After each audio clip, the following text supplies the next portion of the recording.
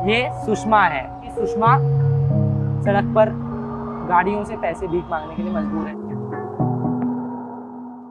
अगर सुषमा को आज हमें रेस्क्यू करना हो तो क्या प्लान डीसीपीसीआर के पास है? बच्चों को सपोर्ट करना है, लेकिन रेस्क्यू करना जरूरी नहीं है। पहले हम समझें कि किसको रेस्क्यू करें, किससे रेस्क्यू करें।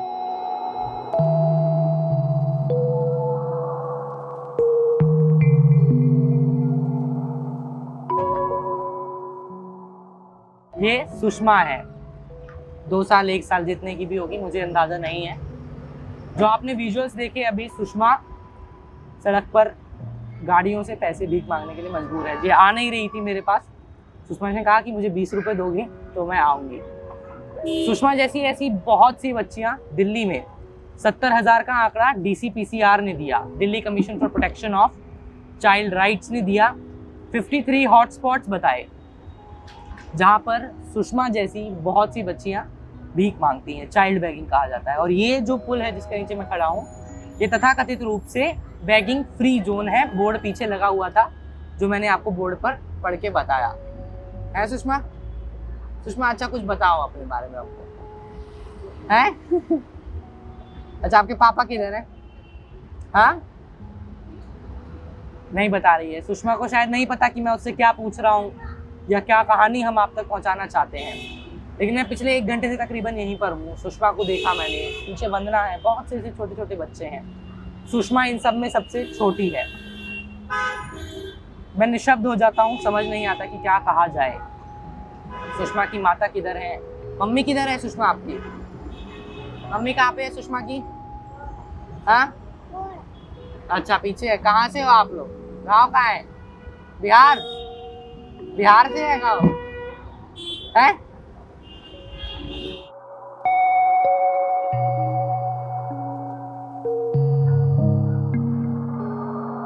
चलो जाओ। इन बच्चों से जब आप बात करते हो, ये वो साल है जिस साल देश में ग्लोबल 20 का समिट होने वाला है।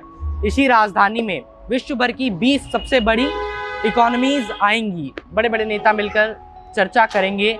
वैश्विक स्तर पर भारत को आगे कैसे ले जाना है, इसकी भी चर्चा हो सकती है। 5 ट्रिलियन इकोनॉमी कैसे बनानी है, इसकी भी चर्चा हो सकती है।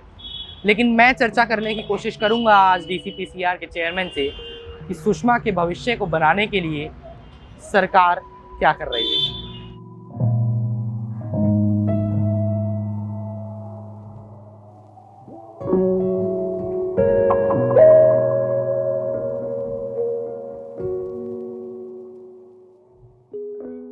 ये एक बच्ची थी जिससे हमने बात की, सुषमा नाम है इसका, 8-9 साल की बच्ची है। ये वहाँ भीख मांग रही थी गाड़ियों पे, सड़कों पे जाके। तो मुझे लगा इस तरह के और भी बच्चे हैं। बिल्कुल है। तो अगर सुषमा को आज हमें रेस्क्यू करना हो तो क्या प्लान डीसीपीसीआर के पास है? बच्चों को सपोर्ट करना है, लेकिन रेस्क्यू करना जरूरी नहीं है। पहले हम समझें कि किसको रेस्क्यू करें, किससे रेस्क्यू करें।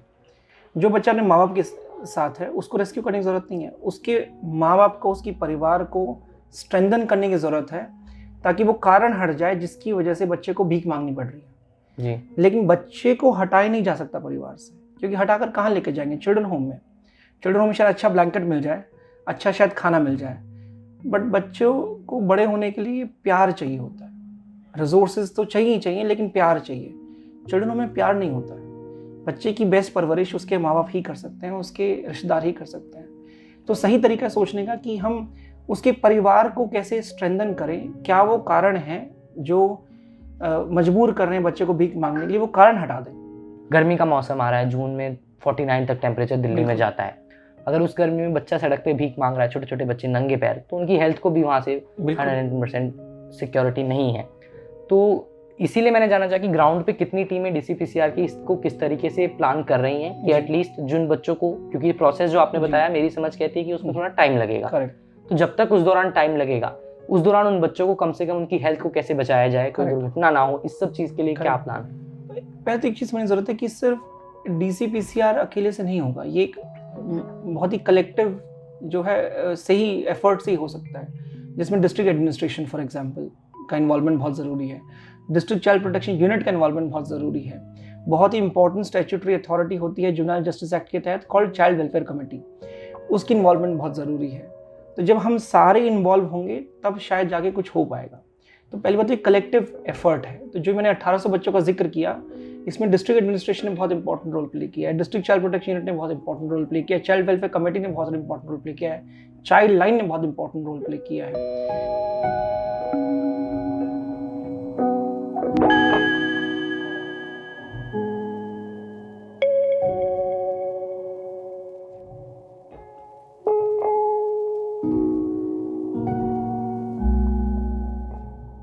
दिल्ली, विकासशील दिल्ली की रेड लाइट पर एक और मुजाहरा देश के बच्चों के भविष्य का।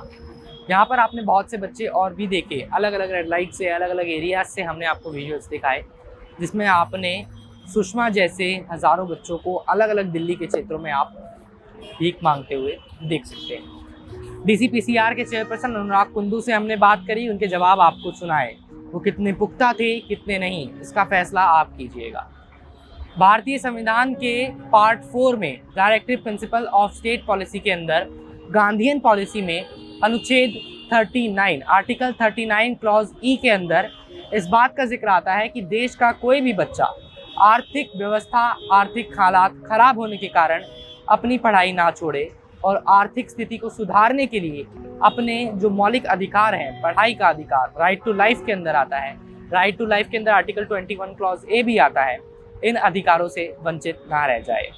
क्या देश के संविधान में जो प्रावधान देश के बच्चों के लिए किए गए हैं वो वास्तविक रूप से प्रभावी नज़र आ रहे हैं या नहीं? कि दिल्ली की झुलसा देने वाली गर्मी में, आज मार्च का महीना है, कल मई जून भी आएगा, ये छोटे छोटे बच्चे आखिर कब तक इस तरीके से भीख मांगते रहेंगे? कब तक अपनी पढ़ाई से वंचित रहकर, एक अच्छे जीवन से वंचित रहकर ये इस तरीके से सड़कों पर नंगे पांव दौड़ते भागते 10-20 रुपए के लिए मुशक्कत करते हुए नजर आएंगे? कैमरा पर्सन मदन लाल के साथ हर्षित शर्मा, मोजो स्टोरी, दिल्ली।